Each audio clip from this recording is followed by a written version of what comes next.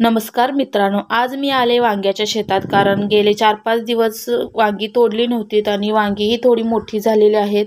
त्यामुळे आज आम्ही सगळी वांगी तोडून घेणार आहे.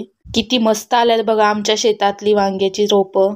वांग्यांच्या रोपासोबतच आम्ही फ्लॉवर, चवळी आणि वरणाही लावलेला आहे. फ्लॉवर पण खूप छान आलेले आहे, त्यामुळे मी आज फ्लॉवर सुद्धा काढणार आहे विकायला.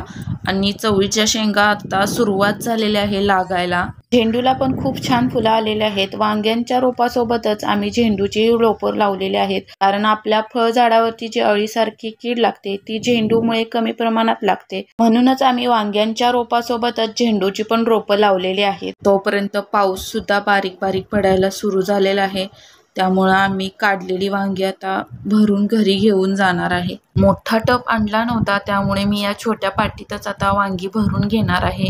आजचा व्लॉग तुम्हाला कसा वाटला कमेंटमध्ये नक्की सांगा आणि आमचं वांग्याचं शेतही कसं वाटलं तेही कमेंटमध्ये नक्की सांगा. व्हिडिओला लाईक, शेअर आणि सबस्क्राईब करायला विसरू नका. धन्यवाद.